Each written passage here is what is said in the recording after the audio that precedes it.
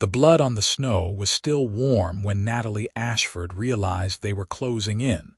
Their horses, hooves thundering through the blizzard like death itself, had come calling. She pressed herself against the rocky outcropping, her fingers numb even through her gloves, watching 7 riders emerge from the white fury of the storm. They had found her trail again, and this time there was nowhere left to run. It had started 3 weeks ago in Denver, Colorado, when she had witnessed something she was never meant to see. Natalie had been working as a bookkeeper for the mining company, sorting through ledgers in the back office late one evening when she heard raised voices.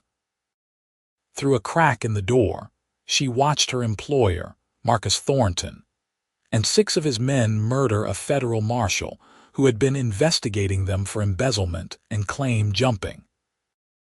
The marshal had discovered that Thornton was falsifying mining records, stealing claims from smaller operators, and siphoning money from investors back east. When the marshal tried to arrest him, Thornton shot him in cold blood. Natalie had gasped, and that small sound sealed her fate. They had seen her face in the lamplight as she fled. She ran that night with nothing but the clothes on her back and a small bag of belongings, knowing that Thornton could not afford to leave witnesses alive. The money he had stolen was in the hundreds of thousands, enough to hang for, and he would kill anyone who threatened to expose him. She had made it as far as Colorado Springs before they picked up her trail. Then she fled west into the mountains, hoping the December snows would slow them down. Instead, a blizzard had trapped them all in the high country between Colorado Springs and Westcliff. The snow was so thick she could barely see 20 feet ahead, but that worked both ways. If she could not see them, they could not see her either. Natalie forced herself to move, her legs aching from days of running. Her horse had gone lame yesterday, and she had been forced to continue on foot. The altitude made every breath a struggle, and the cold had long since seeped into her bones. She was 22 years old, and she was going to die in these mountains, frozen and alone. She stumbled through a stand of pines, their branches heavy with snow. Behind her, she heard shouting. They were spreading out, trying to surround her. She had maybe 10 minutes before they closed the net completely. Her vision blurred with exhaustion and cold, and she nearly missed the cabin. It was small, barely more than a hunting shelter, nestled in a clearing. Smoke rose from the chimney, a thin gray line against the white sky. Natalie did not care who was inside. She needed shelter, needed warmth, or she would be dead within the hour regardless of what Thornton's men did. She pounded on the door with frost-stiffened hands. "Please, someone please help me." The door opened so quickly she nearly fell inside. Strong hands caught her, steadying her, and she found herself looking up into the face of the most striking man she had ever seen. He was tall and broad-shouldered, with dark hair that fell past his collar and eyes the color of a winter storm. He wore a sheepskin coat over worn denim and a gun belt that showed years of use. "Please," she gasped. "There are men hunting me, 7 of them. They are going to kill me." His expression hardened. "How far behind you?" "Minutes, maybe less." He pulled her inside and shut the door, already moving to the window. "Why are they after you?" "I saw them murder a federal marshal. They cannot let me live to testify." Her teeth were chattering so hard she could barely form the words. He was silent for a moment, watching through the window. Then he turned to look at her, really look at her, and something passed between them in that moment. Recognition, perhaps, or simply the acknowledgement of 2 souls meeting in desperate circumstances. "My name is Vincent Emerson," he said. "I am a cowboy, work a ranch down near Westcliff. Came up here hunting before the storm hit. Looks like I found something different to hunt today." "Natalie Ashford," she managed. "I am sorry to bring this to your door. You did not bring anything I cannot handle." He moved to the fireplace and began loading his rifle with calm, practiced movements. "Get warm. This is going to be over soon." She wanted to argue, to tell him to run, but her body betrayed her. She collapsed near the fire, shaking violently as the heat began to thaw her frozen limbs. The pain was excruciating, pins and needles shooting through her fingers and toes. Vincent positioned himself by the window, rifle ready. "They are coming up the ridge," he said quietly. "All 7, spread out in a line." "You cannot fight 7 men alone," Natalie said, though her voice came out as barely a whisper. "Watch me." The first shot came from outside, splintering the door frame. Vincent did not flinch. He waited, patient as stone, until the riders came into clearer view through the storm.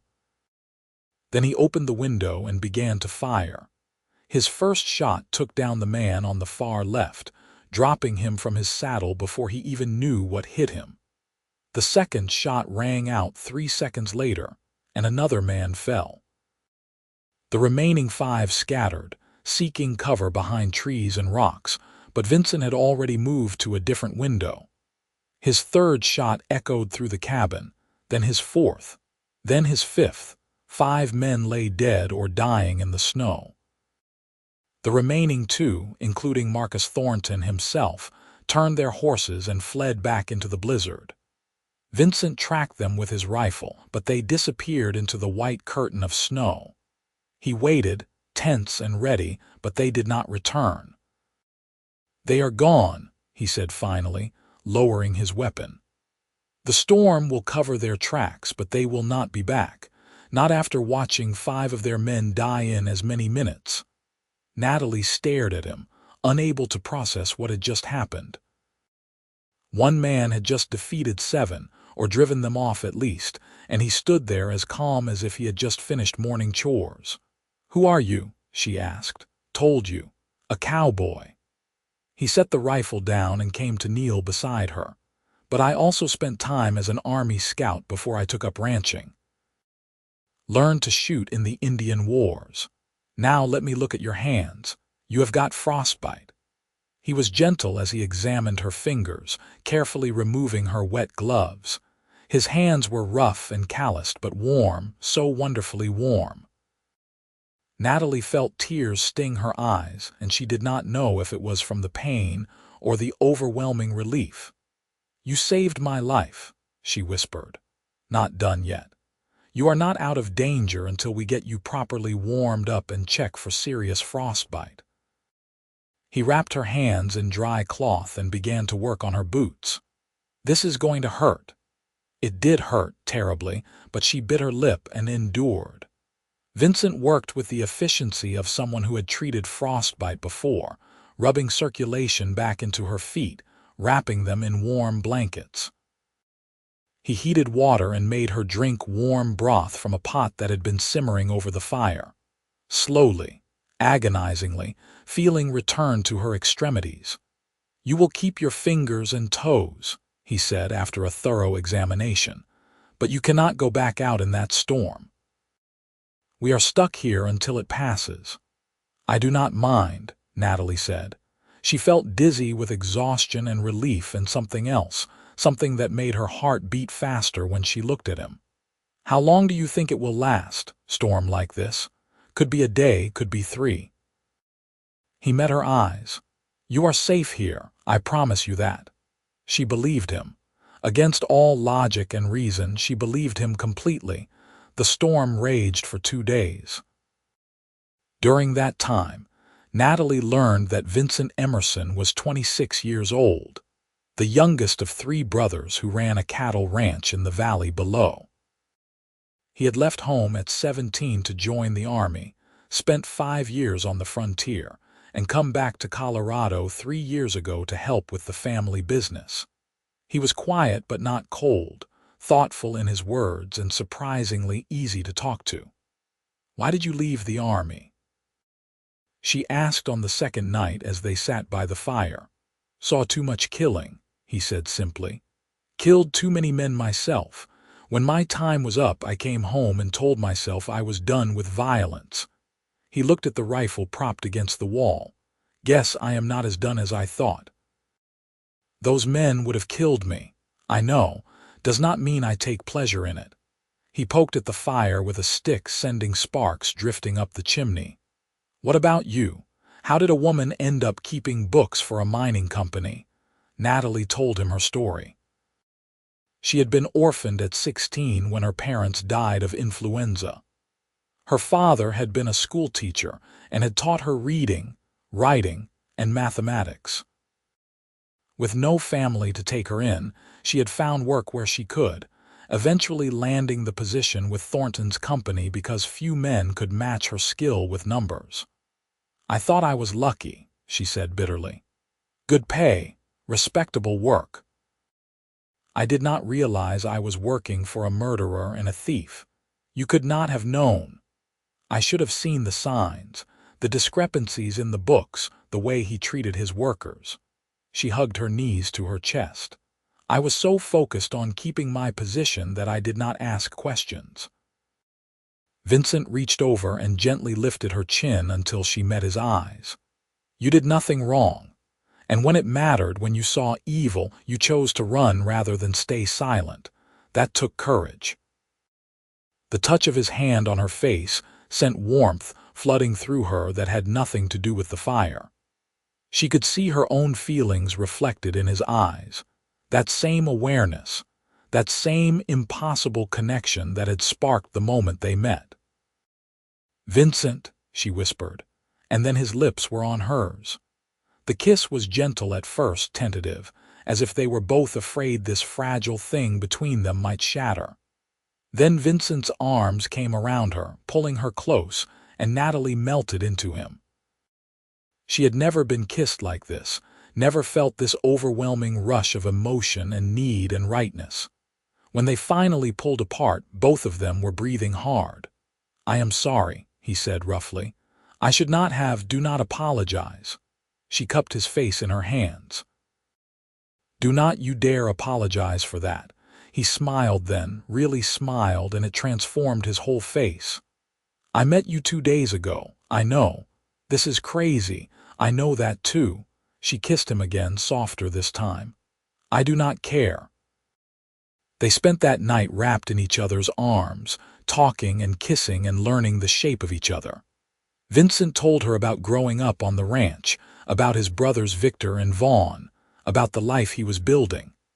Natalie told him her dreams, the ones she had thought lost forever. She wanted to teach, to open a school for children whose families could not afford the big city academies. She wanted a home, a family, a life that meant something. You can have all that, Vincent said. In Westcliff, the town has been growing and we need a good teacher. And as for a home and family, he trailed off, suddenly looking uncertain. It is too soon to talk about that. Maybe, Natalie said. Or maybe when something is right, you just know. The storm broke on the 3rd day and they made their way down the mountain together. Vincent's horse was strong enough to carry them both, and he held Natalie in front of him in the saddle, his arms secure around her.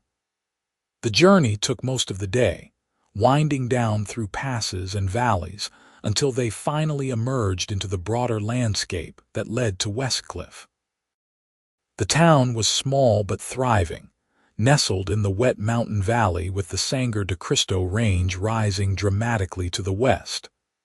Vincent's ranch was a few miles outside of town, a sprawling operation with good grazing land and a solid main house. His brothers met them at the door, curiosity plain on their faces. Victor, the oldest at 30, was stockier than Vincent with the same dark hair going gray at the temples. Vaughn was 24, lean and quick with an easy grin. Both of them looked from Vincent to Natalie and back again with raised eyebrows. This is Natalie Ashford, Vincent said. She is going to be staying with us for a while. Natalie, these are my brothers Victor and Vaughn. Pleased to meet you, Natalie said, feeling suddenly shy under their scrutiny. Any friend of Vincent's is welcome here, Victor said warmly. Come in, both of you. You look half frozen. Over dinner that night, Vincent explained the situation, leaving out only the depth of what had developed between them. When he finished, Victor's expression was grim. "This Thornton, he is going to be a problem," Victor said. "If he ran, he knows you can identify him. He will try to cover his tracks. We need to get Natalie to a federal marshal," Vaughn said. "Have her give testimony, get Thornton arrested before he can disappear." "The nearest federal office is back in Denver," Vincent said. "That is where Thornton is based. He has money and influence there." It would be her word against his. "Then what do we do?" Natalie asked. Victor leaned back in his chair, thinking. "There is a circuit judge due through here in about 2 weeks. Judge Herman Crawford. He is honest and he has jurisdiction over federal cases in this territory. If Natalie gives her testimony to him, he can issue warrants that will stick." 2 weeks, Vincent said. "We keep her safe for 2 weeks, then we end this." The brothers agreed. Natalie was given a room on the 2nd floor, a comfortable space with a real bed and windows that looked out over the valley. It was more luxury than she had known in years, and that first night she cried into her pillow, overwhelmed by everything that had happened. A soft knock came at her door. "Natalie, are you all right?" She opened the door to find Vincent standing there, concern written across his face. Without thinking, she stepped into his arms, and he held her while she cried out all the fear and exhaustion and grief of the past weeks. "I have you," he murmured into her hair. "You are safe now, I have got you." When the tears finally stopped, she looked up at him. "Stay with me, just until I fall asleep." He hesitated only a moment before nodding. They lay together on top of the covers, fully clothed, his arms around her while she finally allowed herself to rest. The next 2 weeks passed in a strange sort of domestic bliss. Natalie helped around the ranch house, cooking and mending alongside the housekeeper, Mrs. Chen, a Chinese woman whose husband had worked on the railroad before settling in the area. She learned the rhythms of ranch life, the early mornings and long days, the satisfaction of hard work and the beauty of the land, and she fell more deeply in love with Vincent Emerson with each passing day. He courted her properly, despite the strange circumstances. He took her riding across the property, showed her his favorite places, the hidden meadows and clear streams. They sat together in the evenings, talking for hours. He kissed her goodnight at her door and walked away, even though she could see the struggle in his eyes, the same war between desire and propriety that raged in her own heart. "I want to do this right," he told her one evening when she asked why he held back. "You have been through hell, Natalie. I will not take advantage of that, no matter how much I want you." "You are not taking advantage," she protested. "I want this, I want you, and you will have me." He kissed her forehead, her cheeks, the tip of her nose. "After you testify, after this is all over, and you have had time to think clearly, then, if you still want me, I am going to marry you and spend the rest of my life making you happy." "I will still want you," she said with absolute certainty. "Then I will be the luckiest man alive."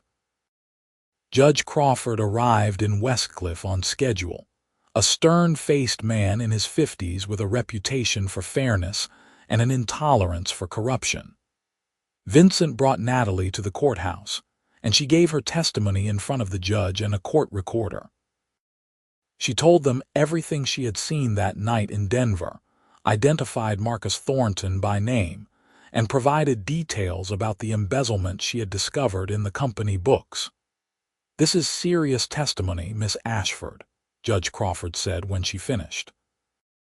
"You understand that you are accusing a prominent businessman of murder and fraud.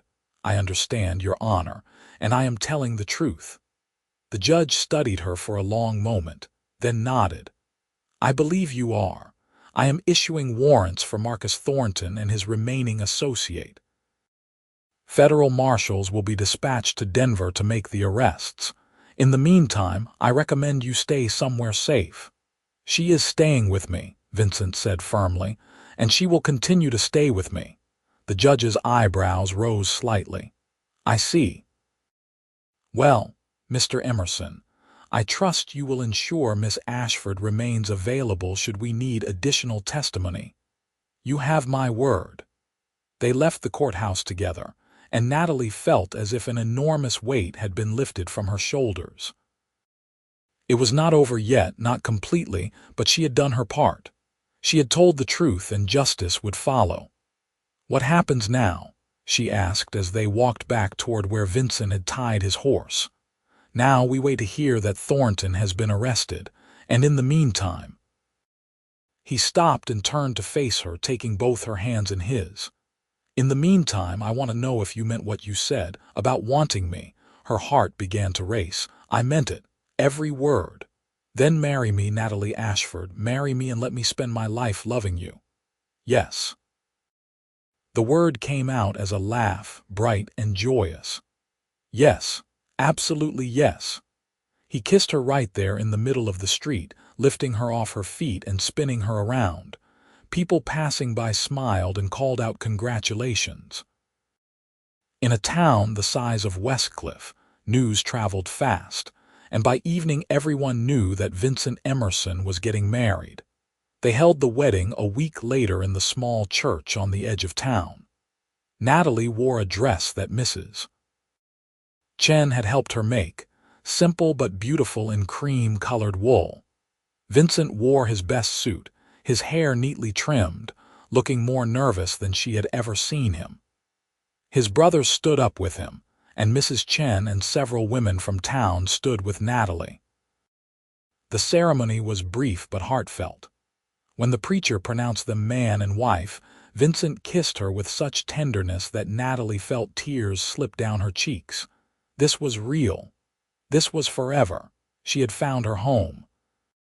The reception was held at the ranch, with half the town turning out to celebrate. There was music and dancing, food and drink, and a warmth of community that Natalie had never experienced before.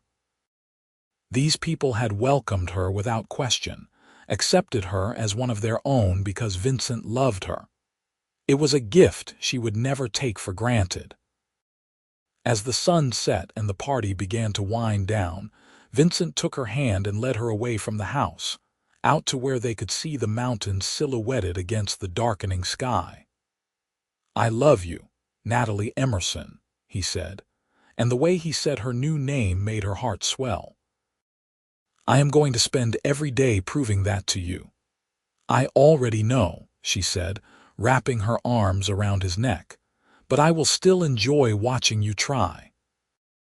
He laughed and pulled her close, and they stood there together as the stars began to emerge overhead, the same stars that had watched over them both in that cabin in the mountains. Natalie thought about the path that had led her here, all the fear and desperation and pain, and found she could not regret any of it. Because that path had led her to Vincent, and to this life, and to a love she had never imagined possible. That night, in the privacy of their room, Vincent made love to her with a gentleness and passion that left her breathless. He treated her like something precious, worshiping every inch of her skin, murmuring words of love and devotion until she was dizzy with pleasure and emotion. Afterward, they lay tangled together, and Natalie had never felt more complete. "I was so scared," she whispered into the darkness. "In those mountains before I found you, I thought I was going to die alone." "You are never going to be alone again," Vincent promised, holding her tighter. "Whatever comes, we face it together." News came a month later that Marcus Thornton and his remaining man had been arrested in Denver. Thornton had been trying to flee east with as much money as he could carry when federal marshals caught up with him.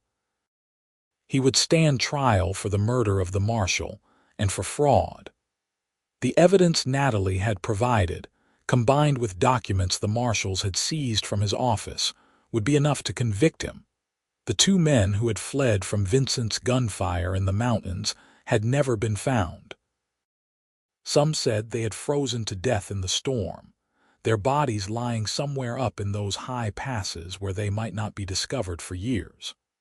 Others claimed they had made it down but kept running, knowing that to return would mean facing justice for their crimes. Either way, they never came back. The threat was over. Natalie threw herself into building a new life.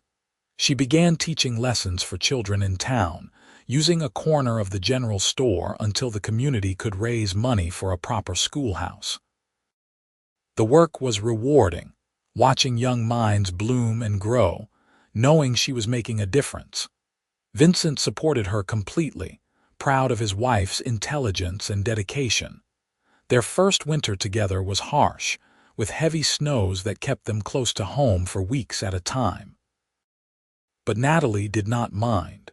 She had Vincent, had the warmth of the ranch house and the companionship of his brothers. They spent long evenings by the fire, playing cards and telling stories, building the kind of family bonds that Natalie had not known since her parents died. Spring came, and with it, the first signs that Natalie was pregnant. She told Vincent while they were out riding, watching the cattle spread across the greening meadows. He went very still for a moment, then let out a whoop of joy that startled the horses and probably carried all the way back to the ranch house. "We are having a baby," he kept saying, over and over as if he could not quite believe it. "We are having a baby." "We are," Natalie confirmed, laughing at his amazement. "Are you happy?" "Happy." He pulled her into his arms, careful now in a way he had not been before. "Natalie, I am beyond happy. I am overwhelmed. I am terrified. I am everything at once." "Me too," she admitted. "But we will figure it out together." "Together," he agreed and kissed her. Their son was born in December of 1875, almost exactly a year after that terrifying flight through the mountains. They named him Samuel, after Vincent's father who had passed away several years before. Samuel was healthy and strong, with his father's dark hair and his mother's gray eyes. Vincent was completely besotted, spending hours just watching the baby sleep, marveling at the tiny fingers and toes. "I never imagined this," he told Natalie one night as they took turns walking a fussy Samuel around the bedroom. "Never let myself dream I could have something this good." "Neither did I," Natalie said, "but I am so grateful we found each other." The town schoolhouse was built the following spring, a solid timber structure with real desks and a wood stove for heat. Natalie taught there 3 days a week, bringing Samuel with her when he was small, leaving him with Mrs. Chen as he grew older and more active. She loved the work, loved seeing the children learn and grow, loved being part of building something lasting in this community. Vincent and his brothers continued to build the ranch, expanding their herd and improving their stock. The work was hard but profitable, and the Emerson name became respected throughout the region. They were known as honest men, good neighbors, the kind of people you could rely on. 3 years after Samuel was born, Natalie had their second child, a daughter they named Grace. She was smaller than Samuel had been, with blonde hair that darkened to brown as she grew and a smile that could melt the hardest heart. Vincent doted on her shamelessly, and Samuel was endlessly fascinated by his little sister. Life settled into a rhythm. The seasons turned, bringing their own challenges and joys. There were hard winters and drought summers, cattle that got sick and horses that went lame. But there were also good harvests and healthy calves, community celebrations and quiet family evenings. Through it all, Natalie and Vincent's love only deepened, maturing from that first desperate passion into something richer and more enduring. In 1880, 5 years after they married, Natalie stood in the doorway of their ranch house watching Vincent teach Samuel to rope. The boy was 7 now, already showing signs of becoming as tall and strong as his father. Grace played nearby with a set of wooden blocks, talking to herself in the serious way of 4-year-olds. The mountains rose in the distance, the same mountains where Natalie had once fled for her life, the same mountains where she had found salvation. Vincent looked up and caught her watching, and the smile he gave her was warm and intimate, full of shared memories and promises kept. He said something to Samuel and came walking over, pulling her into his arms despite her laughing protests that she was trying to get dinner started. "Dinner can wait," he said. "I want to hold my wife." "You are impossible," she said, but she melted into his embrace anyway. "You love it." "I love you." He kissed her, slow and sweet, the kind of kiss that still made her heart flutter even after years of marriage. When they pulled apart, Samuel was making exaggerated gagging sounds while Grace giggled. "Your children are watching," Natalie murmured. "Let them watch," Vincent said. "Let them see how much I love their mother.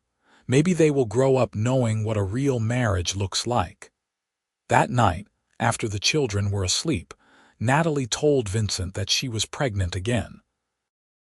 His reaction was just as joyous as it had been the first time, lifting her carefully and spinning her in a slow circle, his face buried in her hair.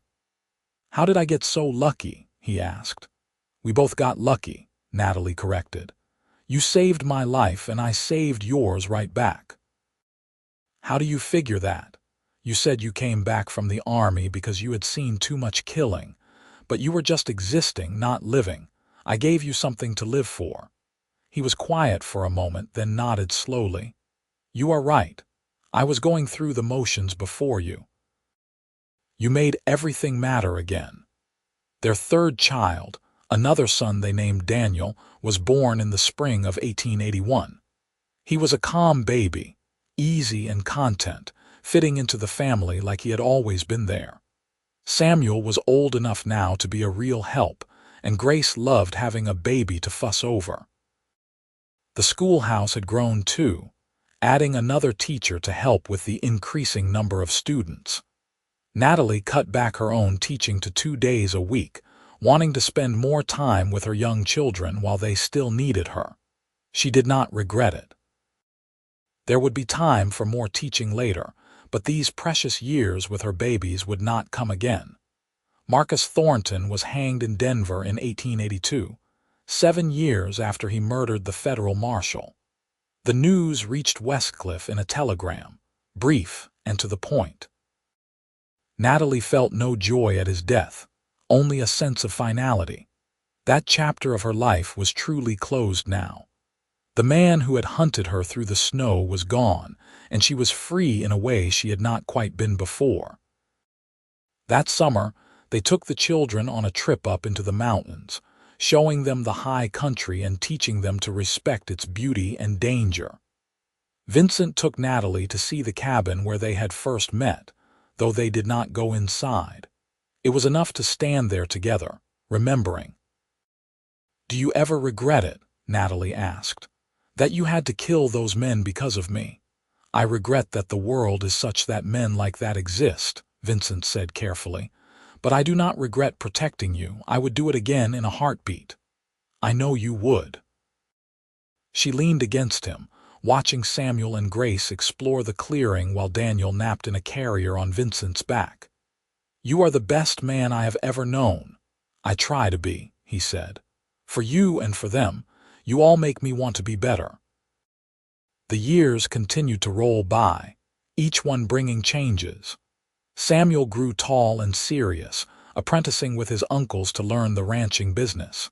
Grace was bright and curious, reading every book she could get her hands on. Daniel was the charmer, making friends wherever he went. Natalie and Vincent watched their children grow with pride and occasional terror, marveling at how quickly time passed. Victor married a widow from town and brought her to live at the ranch. Vaughn fell for a girl from Denver and moved east to be with her, though he visited often. The ranch house grew and adapted, adding rooms and improvements as the family expanded. In 1890, 15 years after they married, Natalie and Vincent celebrated their anniversary by taking a week away from the ranch, just the two of them. The children were old enough to manage with their uncle and aunt watching over them, and it was the first real time they had been alone together since Samuel was born. They rode up into the mountains, retracing the path Natalie had taken all those years ago.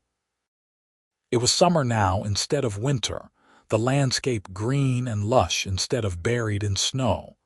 But the bones of the land were the same, and Natalie could still remember the desperate fear of that flight.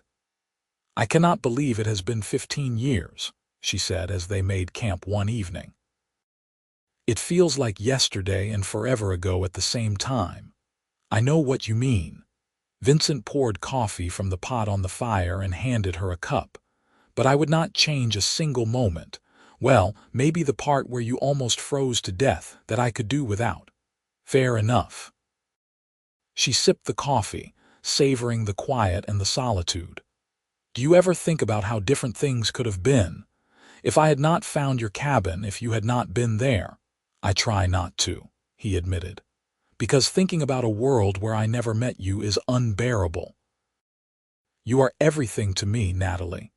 Everything that matters in my life comes back to you." She set down her coffee and moved to sit beside him, curling into his side. "I love you so much, more now than I did 15 years ago, which I would not have thought possible." "Love grows," Vincent said, wrapping his arm around her. "If you tend it right, it just keeps growing stronger and deeper." They made love under the stars that night, taking their time, relearning each other without the urgency of stolen moments between children's needs and ranch work. It was different from those early desperate couplings, richer and more layered, built on years of partnership and shared life. When Natalie was 45 and Vincent was 49, they became grandparents. Samuel married a girl from Pueblo and brought her home to the ranch, and within a year, they had a son of their own. Holding that tiny baby, Natalie felt the circle complete. She had been alone in the world once, running for her life through a blizzard. And now she was surrounded by family, by love, by a legacy that would continue long after she was gone. Grace became a teacher like her mother, taking over the school entirely when Natalie finally retired. Daniel went east to college, came back with a degree in veterinary medicine, and set up practice in Westcliff. All three of her children were happy and settled, building lives that mattered. In the spring of 1900, 25 years after that desperate winter, Natalie and Vincent took their grandchildren up to the old cabin. It was falling into disrepair now, the roof sagging and the door hanging crooked. But it was still standing, still a testament to the moment that changed everything. "This is where I met your grandfather," Natalie told the children, 4 of them now ranging in age from 8 down to 2. "I was running from bad men and he saved my life. He shot them." Samuel's oldest boy, Vincent Jr., said with ghoulish excitement. "He protected me," Natalie corrected gently. "Because that is what good men do. They protect people who need help." The children ran off to explore, their shouts echoing through the clearing. Natalie and Vincent stood together, his arm around her shoulders, both of them showing their age now but still strong, still together. "We have had a good life," Vincent said. "The best life," Natalie agreed. "Better than I ever dreamed possible. It is not over yet, we have got years left." "I know, and I plan to spend every one of them with you." They did have years left, as it turned out. Good years, filled with more grandchildren and eventually great-grandchildren. They watched the new century dawn, saw automobiles appear on the streets of Westcliff, marveled at electricity and telephones and all the changes sweeping through the world. But through it all, the constants remained. The ranch, the family, and the love between a cowboy and the woman he had saved from a blizzard. Natalie never forgot those 7 men hunting her through the snow, never forgot the terror of that desperate flight. But she also never forgot what came after, the life she built from the ashes of that fear. Vincent passed away peacefully in his sleep in 1918, at the age of 72. Natalie held his hand as he took his last breath, whispering words of love, telling him she would see him again. She mourned him deeply, but she did not fall apart. He had given her too much strength for that, taught her too well how to endure. She lived 5 more years, surrounded by children and grandchildren and great-grandchildren, the matriarch of a family that now numbered in the dozens. On quiet evenings, she would sit on the porch of the ranch house and look up at the mountains, remembering a winter's day when she had been young and terrified and running for her life. And she would smile, because that terrible day had led her to everything good in her life, everything worth having. Natalie Ashford Emerson passed away in her sleep in 1923, at the age of 70. She was buried next to Vincent on a hill overlooking the ranch, under a sky so big and blue it seemed to go on forever. Her children and grandchildren stood at her grave and told stories of her courage, her kindness, her love. They spoke of a woman who had survived impossible odds, who had built a life of meaning and purpose, who had loved deeply and been deeply loved in return. And in the end, that was the story that mattered. Not the men who had hunted her, not the violence and fear, but the love that had triumphed over it all. 7 men had hunted her through the snow. A cowboy named Vincent had shot 5, and the others had never come back. But what happened after, the life they built together, that was what endured. That was the legacy that would carry on through generations, a testament to the power of love to transform even the darkest circumstances into something beautiful and lasting and true.